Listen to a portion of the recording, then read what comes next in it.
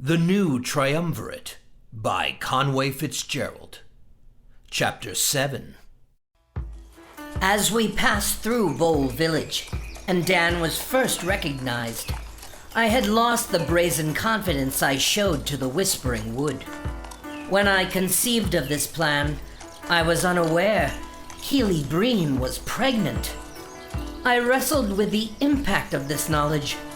How could I put her in such danger, given her motherhood? In proper elvish tradition, pregnancy is the beginning of a very long life. Something that must be protected and preserved with the utmost caution. How could I lead her and her unborn child into such mortal danger? It was then my thoughts were interrupted by Fay Herslet. She fluttered before me, attempting to gain my attention. "I knew your mother," she signed. "I would have introduced myself to you sooner, but the cloak was very protective of you. He insisted that I stay away," she signed, mimicking his gloomy and deeply threatening presence. "Theb had good reason for everything he did," I retorted angrily. "You know, for someone who's supposed to be a mute creature, you talk a hell of a lot." Fay Herslet was going to sign again, but then stopped, quite dejected. "If you want to sign something from me to the woods, tell them this: stay home, stay silent, stay hidden." "Go away now," I commanded, waving her away. The insulted Fay turned her head and then darted off into the woods. I had stopped my horse while arguing with the little Fay. Keilly as Dan had doubled back to see what was keeping me. "What's going on?" Dan asked. "Keilly, I'm rethinking this plan. I don't think you should be Dan. I think I should do it myself." Keilly as Dan looked shocked by this idea. "Why? I understand what I need to do. I must," Dan argued. "Keilly, you are with child now. That must be your focus. You can't go into a situation where we could..." "Tia, I am a Regian ranger, like my father from the clan of Than. I am a member of the White Flame." She showed an impressive confidence, which further enhanced the look of Dan. "Darman, my husband and father of my child, is in there. He and the rest of the White Flame are being held captive in the city. I have trained for this kind of mission my whole life. I am the one to do this. You must believe in me. I will not fail." She insisted. I was sold. "If you can show that kind of confidence, it'll sell you as Dan much better," I said. "All right, Keilly. Dan. Remember this feeling. You must do it, like it's been commanded by the gods. That kind of determination. That is the face of Dan Tenuvio." Dan nodded his head. I took a deep breath. "There's one thing missing. You'll probably need this." I then conjured a replica of Silverrune in a sheath around Dan's girdle of giant strength. "You may need to draw this for effect," I said. Dan pulled Silverrune from its scabbard, and it hummed and glowed, just as I remembered it. When we entered within sight of Castle Vosse, I cast the magic telepathy spell.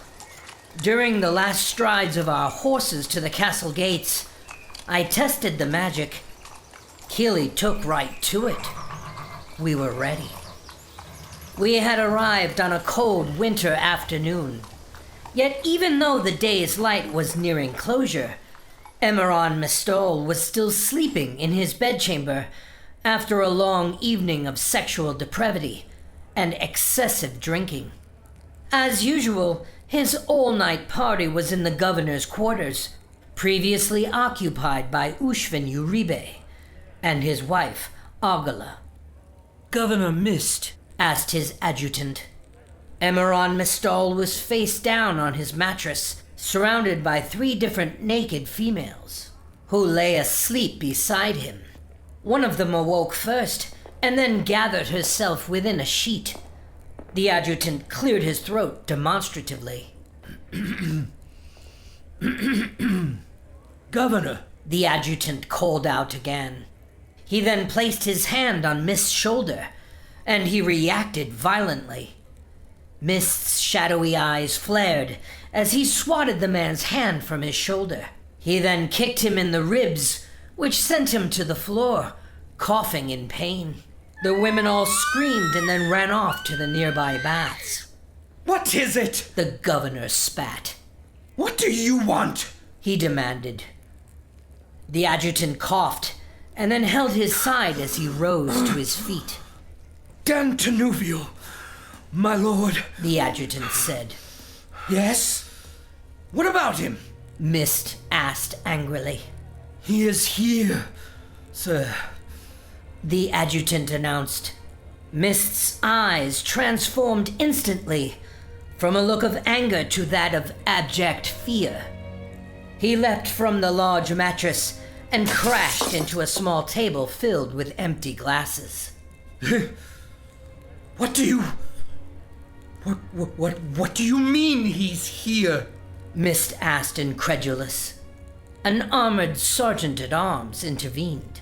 My lord, Dan Tenuvial and Tia the Red are outside our castle gates presently. They are demanding entry. Dan awaits to meet with you and discuss the surrender of the castle. The career Vosse military man conveyed. Surrender? Does he have an army? Where is Didus? Where's my cavalry? The first Myst babbled in fear. We are all standing by, awaiting your command. The sergeant reported bravely. Myst then turned to the man he had just kicked, his trusted friend and adjutant. Beelman, you must be me. He mumbled in fear. Myst grasped him by his shoulders. You must be the governor, Myst exclaimed. At the time, I didn't know anything about this man, Emeron Mystal. I later learned quite a bit about him, which explained a lot about his reaction to a meeting with Dan. Emeron Mystal was once an aspiring priest of Quell's temple at Alinor. He was a young zealot committed to Quell and his cause. Dan had encountered him and his fledgling cavalry while venturing into the Sharmal Valley alone. Myst had told Dan how he could have freedom to pursue his vengeance. He was an insightful priest in the ways of men and their souls. But Dan denied him and showed no fear as Myst's cavalry closed in around him. Soon after, Fergus, the Great Seer, and the rest of the White Flame returned to Dan's side. Emeron Mystal tempted Fergus, who then placed visions into his mind that terrified him, vastly unlike any fears he had ever felt before or since. Years later, Myst had learned of his master's demise at Dan's hand.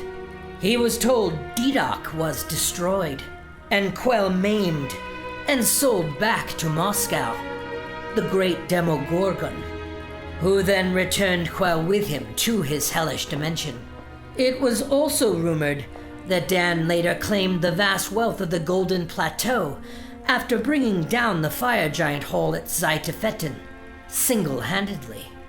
So suffice to say, this man, arriving at his gates, demanding an audience for crimes committed against him and his beloved order, well, Myst was wise to the danger.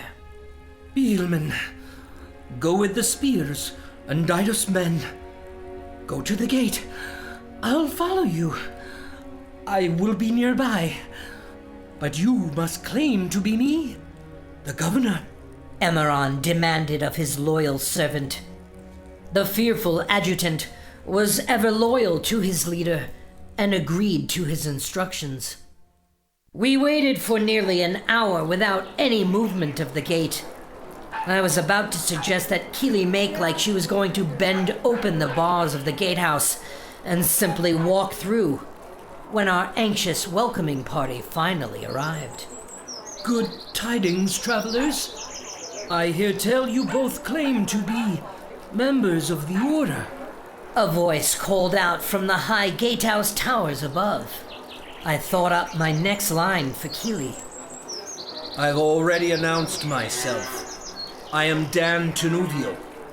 Either these gates will be opened to me, or my enemies shall present themselves before me for battle, Dan said without fear. There's no need for that.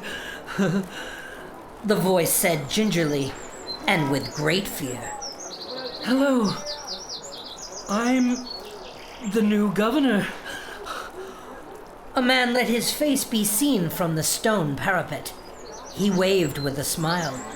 We were unaware you would return, Lord Dan. So much has changed. The man said. I was suspicious how this guy could be the leader of anything. So I've heard, Dan said menacingly. Where is Ushvin? To what right have you claimed governance of the sacred castle city? I have not. The man said with great fear. He then seemed to be nudged, and words spoken nearby, just out of audibility range, even for me. We were simply awaiting your return, my lord. The castle is yours. He said feebly. Soon after, the castle gates came up, and we entered without a fight. We were escorted to the east side of the castle, which I promptly rebutted. Dan insisted on returning our horses to the stables of the Order. We came to learn they had been sold to a pig farmer. Dan insisted that the pigs and all of their mud be removed. Later, we were met by the sergeant-at-arms and his squad, who escorted us to Myst's hall for dinner. I didn't buy that Myst had surrendered the castle to Dan, but I thought it best to play it off that Dan did. Any lapse in his complete confidence might jeopardize this mission. I reminded Keilly again. She stepped into the hall confidently as Dan. I reminded her to be ready to draw Silveroon at the first sight of any threat of attack. The hall of the governor had been dressed for a banquet. There were servants assembling the dinnerware hastily as the phony governor approached us. Keilly sent me a message telepathically. This is not Myst. He is an imposter, she told me. Please, be seated, Lord Dan.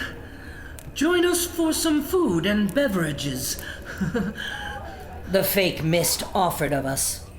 Before we got too comfortable, I thought it best to lay out the stakes of anyone trying us. Yeah. Well, before we sit, where is the true governor? Where is Ushvin? Where are the rest of the Order's faithful? Dan demanded. The governor's people looked to each other for an explanation, but no one could commit to answer.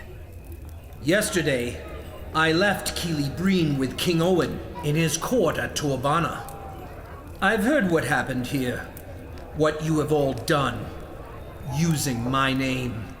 Dan said, which silenced the clamor of the hall. He asked me if I required an army to take back this city. I told him that wasn't necessary. Dan exclaimed. He then assumed a fighting position and drew Silveroon for all gathered to see.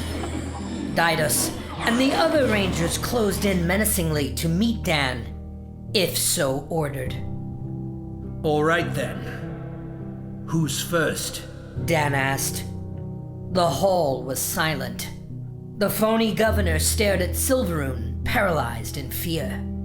Myst did not want war with Torbana any more than he wanted to be the victim of a bloodbath in his own court. Myst finally found his spine and approached Dan, pushing aside his adjutant, who could no longer speak, let alone pretend he was the ringleader of the coup. "That's the guy," Keilly responded to me telepathically when she saw Myst's face. "You must not know this man. Do not acknowledge him," I messaged back silently. Dan turned his head to Myst. He extended Silveroon towards his face. Please. Myst appealed to him, smiling meekly. He trembled as he held his bedrobe together. There is no need for violence. This is all just a misunderstanding. I could see Myst was glaring into Dan's eyes. He was scared of Silveroon, humming as it was drawn before him. But he was terrified that Dan would recognize him from their previous encounter in the Sharmo Valley, some 10 years ago.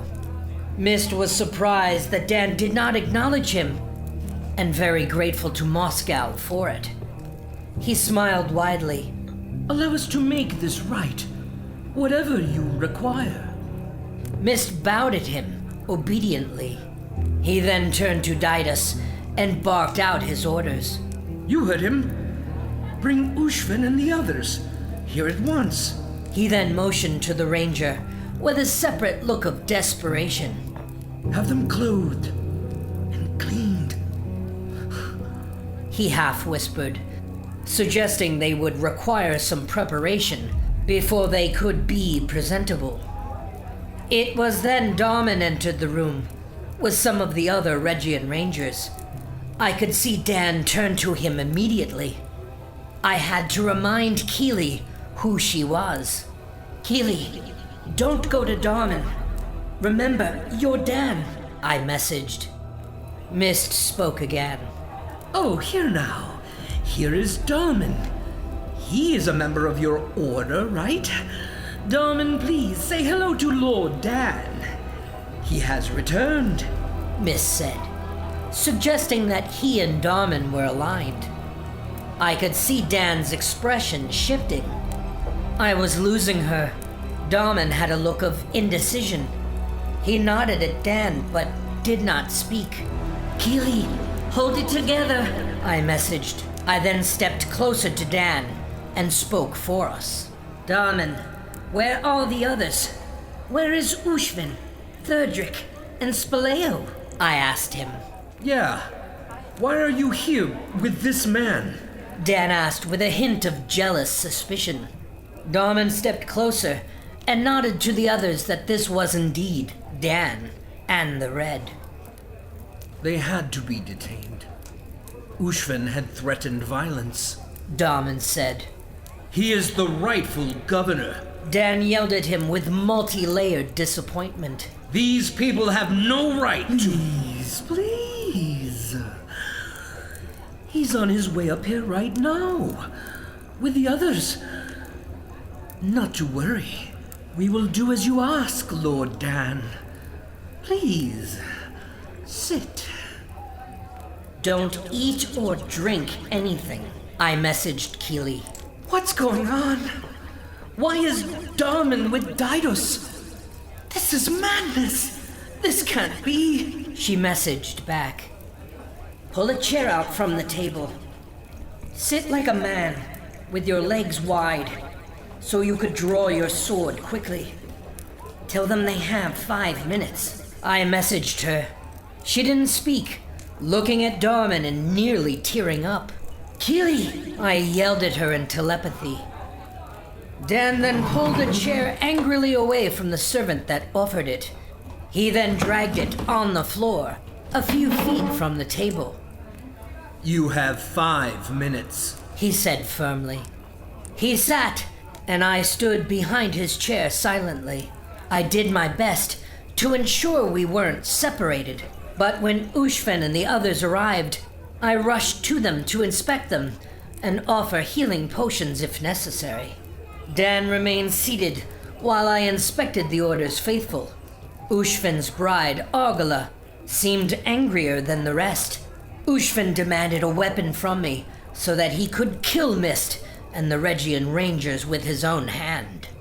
I had to talk him out of that move, despite Argila's prompting.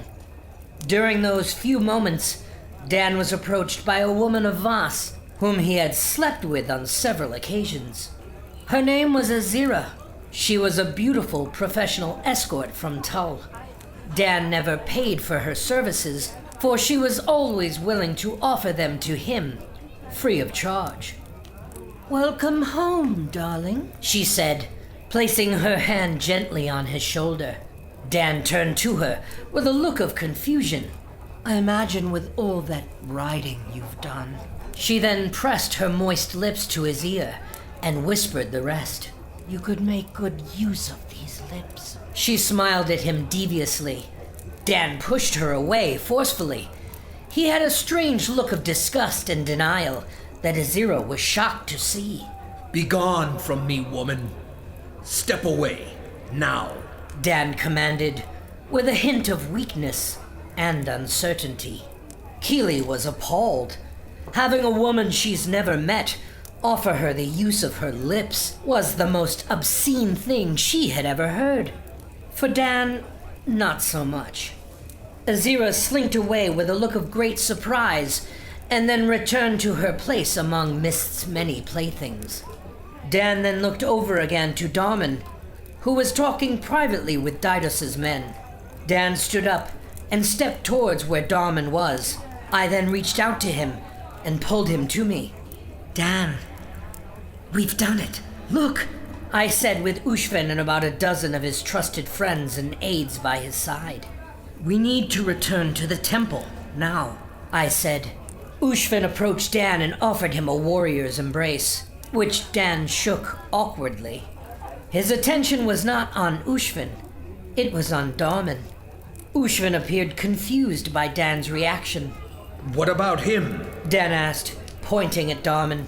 I could see his eyes were once again filling with tears.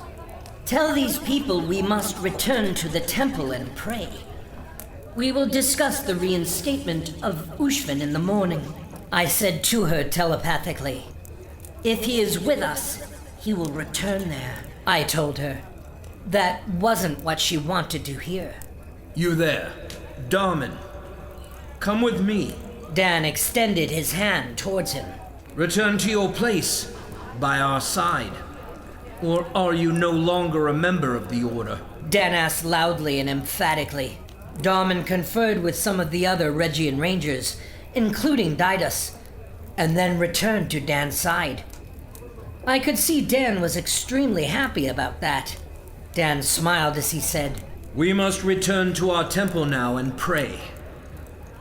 Tomorrow, we will see to the reinstatement of Ushvin as governor, Dan proclaimed. Before any debate could ensue, I hurried the entirety of the White Flame and Ushvin's supporters back to the home of the Order, within the pantheon of the All-Gods Temple. My word! Look what they've done to our temple! Cried Therdrick, the last high priest that the All-Gods Church would ever know. The temple had been desecrated. The valuable artifacts had all been stolen. The places of worship and sacred rites had all been torn down with great zeal. Dan, we must bring vengeance to these thieves. The gods demand it. The priest implored him.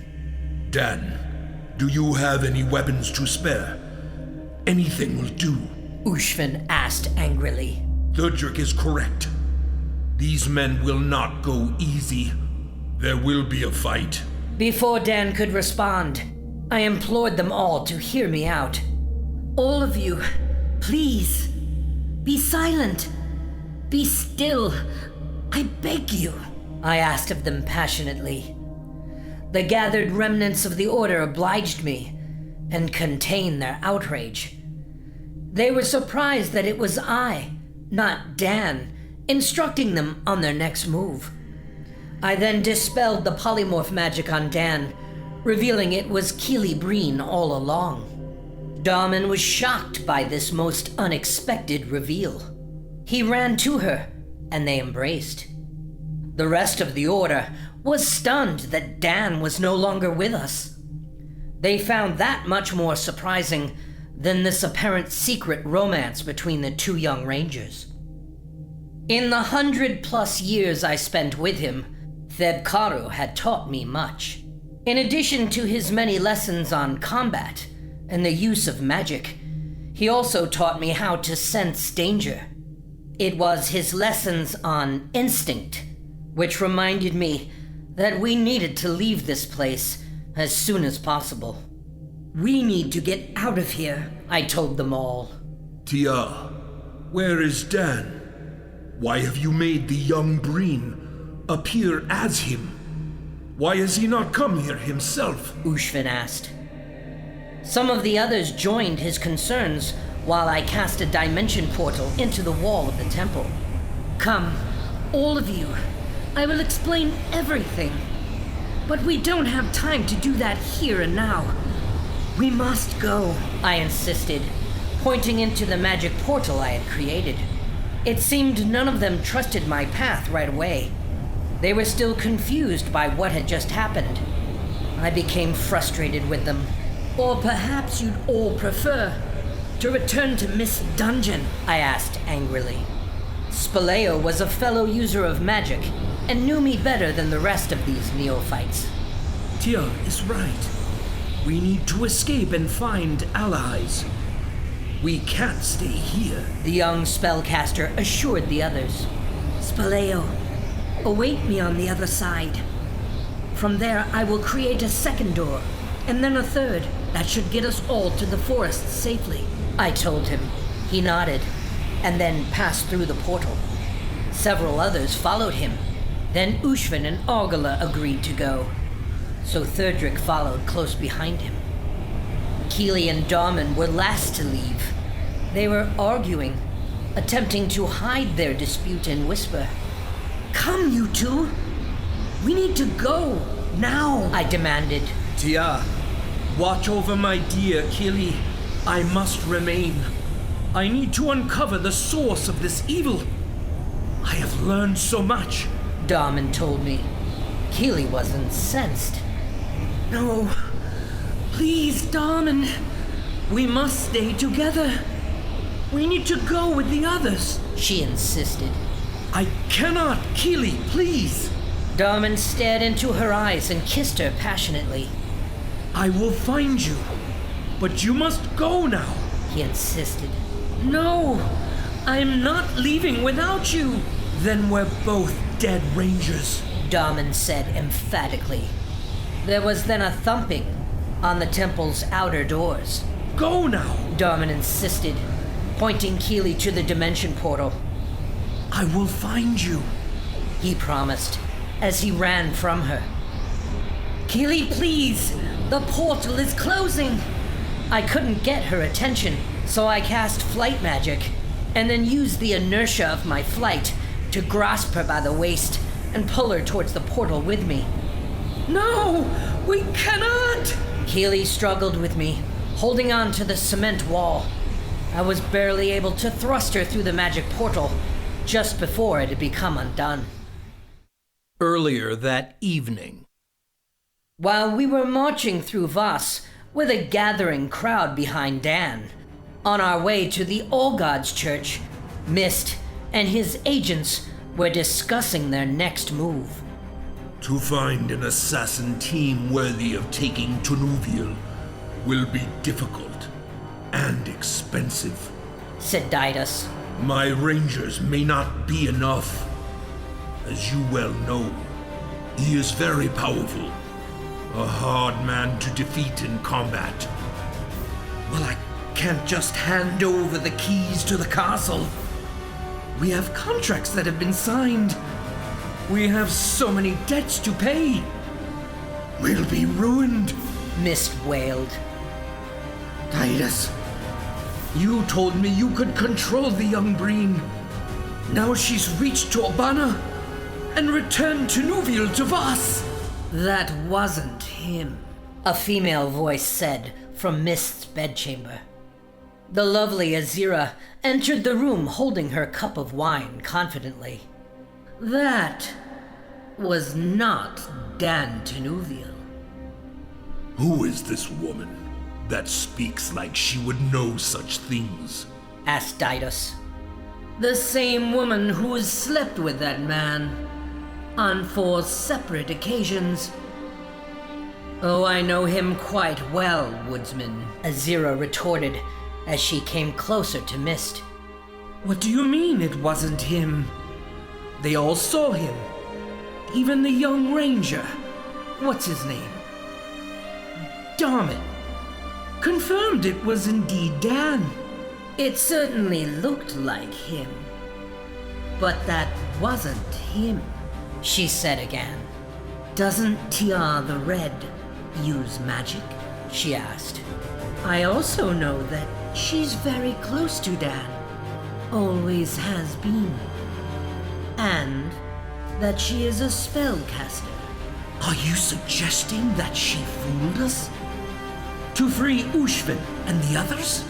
Myst asked desperately. I am just saying that was not Dan Tenuvi. She then sat herself gingerly on the soft couch and drank her wine. Myst then sat down next to her.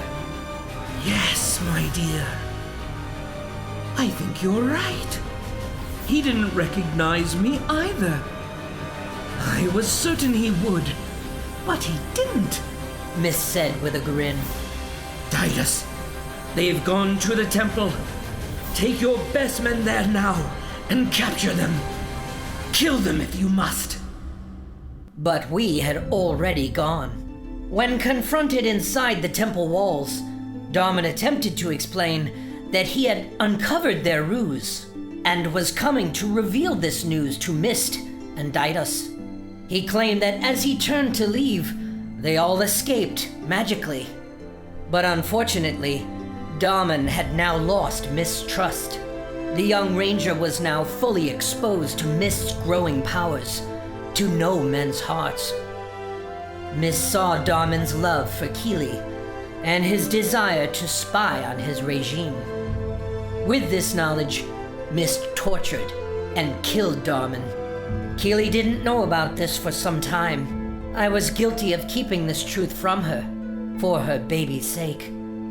After we had reached the woods outside of the city successfully, I once again polymorphed into a griffin. I then hoisted each of the Order's faithful, one after the other, to the dense Iredet forest. From there, we all agreed to seek an audience with King Owen in Torbana.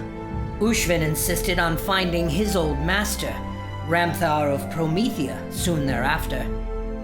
We had all agreed that for the order to be restored in Vosse, we needed to locate the new Triumvirate. The trouble was, they were spread out across the known world, and one of them had yet to even be born. Present day. I could see that Sherman and Mossack had worn out their hands jotting down this story. My keepers were all now lulled to sleep, so Mossack felt comfortable asking me an important question.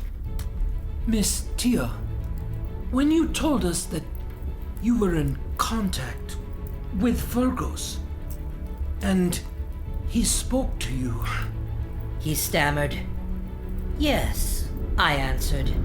Well, do you still speak with him? He asked sheepishly. I smiled. Yes, I answered. The boys seemed astonished by my response. How? I mean, what do you talk about? Mossack asked. Nowadays, this, mostly. I motioned to the dark stone. How do you converse with the dead? How do you... He was fascinated by this notion. You just have to ask, I answered. And magic? Sherman asked. Can someone, today I mean, still learn how to do it? He asked with his own intense fascination. I smiled and grabbed his pen. I then removed an empty page from his notes quietly. I scrawled on the paper in Elvish. I pointed to each word as I read it to him. Hatip? Colonna, Sherman repeated after me. Jashish. Sharam. I said another time, until he said it right. I motioned with my hand to my chest and gestured the move outward, extending my fingers when the spell is actually cast. Yes, that's it. You'll need a crystal and something combustible nearby. Give it a try. I smiled. The guard noticed we were all standing and coughed himself back awake. I folded the page and handed it back to Sherman with his pen. Well then, until next time. The boys then gathered their papers, and the jail guards escorted them from the South Tower. In the carriage ride home from the Citadel, Sherman looked over the words I had penned, trying to remember how to pronounce them properly. Marsek meditated on the notion that all he had to do to speak with the great seer himself was to ask. They were both enraptured by these possibilities. When the boys reached their office, they shooed away the many onlookers and unwanted guests that had become a ubiquitous part of their home surroundings. They then opened the gate to the courtyard and marched back to their office excitedly. That was when Sherman stopped and noticed there was a hooded man waiting within the shadows outside of their front door. Sherman held his heart as he was shocked by this intrusion. I'm sorry, sir. We're closed for the remainder of this business day. You'll have to wait outside our gate. If we have any business to discuss, it will have to wait until the morning, Sherman insisted. The man stood up and then spoke confidently. I think we need to speak now. He motioned to the front door, and it appeared to open on its own. I'll explain inside, he said. The boys could see the man was armed with a longsword, so they obliged him and entered with him. Once inside, he introduced himself to them properly. My name is Brunarian. I am an old friend of Tia Aermine. I'm here to protect you, said the man as he removed his cloak hood and revealed his face to them. He had a strange look, with a very dark complexion, not unlike mine. Yet, unlike me, his ears were circular, like that of the humans. Upon close inspection, one could notice the tips of his ears were scarred over. They were once the pointed ears of a wood elf. After the starfall, Brunarian had mutilated himself, cutting off his own ear tips to disguise himself and enable him to pass for human. Well, we're pleased to make your acquaintance. We appreciate the support, but as I mentioned, we're both very tired and need our rest. So, if you wouldn't mind, I'm going to have to ask that you leave now and return tomorrow morning, Sherman said. The man simply shook his head no. Listen, you were both nearly murdered last night. That broken glass in the kitchen, that was from an attempted robbery. They know all about the money you have stowed under that desk, he said, motioning to their secret hiding place. Sherman scrambled over to it. Don't bother. It's not there anymore. I had it moved, Brunarian said. You've entered our home and taken our things? Asked Marsek angrily. As I said, I am an old friend of Tia Aermine. I am here to protect you. I didn't steal the money. I've simply secured it for you. Not to worry. I am not a thief. I am a ranger from the Irdet. You both have many enemies in this town. Dangerous enemies, he alerted them. I think it's best that I remain inside with you, for your safety. He smiled confidently. I understand you were just with her. How is she? He asked. She is well, Sherman said, as he removed his pack with his notes. In fact, she wrote this for me. Sherman showed Brunerian the scroll I had penned. He smiled. That is elvish magic. Why did she make this? He asked. Do you know what it says? Sherman tested him. I do. It says, "Bring light to the world upon my command." Yes, but how do you say it in Elvish? Sherman asked again. Patip kolona jashisharam, He said fluently. But in order for it to work, you'll need a crystal and a combustible. Sherman asked. Brunerian smiled. Yes, and you'll need to make the proper gestures. Sherman then showed him how I had instructed him. Yes, that's it. He smiled again. He then pulled a small pouch from his side. Here, you can use my components. I have all of that within. Try it. He said again, smiling. Hold the pouch with your left hand. Say the words and do the hand gesture with your right. Brunerian seemed eager to see if this young human man had any innate magic talent. It was rare to see any human incant magic properly, even after many attempts. But Sherman was inspired and tried immediately. Can we actually learn these powers? Mossack thought to himself, asking the great seer in prayer. Try and see for yourself. The voice scared him as he heard the cosmic response within his mind. Mossack's face lit up with belief. You can do it, Sherman. Do it. Mossack told his friend. Sherman smiled back at him and took a deep breath. Patip kolona jashisharam, he said as he completed the words and moved his hands towards the sky. He felt a buzzing throughout his body. He was awestruck as the room was suddenly illuminated, as if filled with the noonday sun. All of the waiting eyes outside of the office bared witness to this miracle. The office glowed with light, like a beacon for all to see, from many miles away.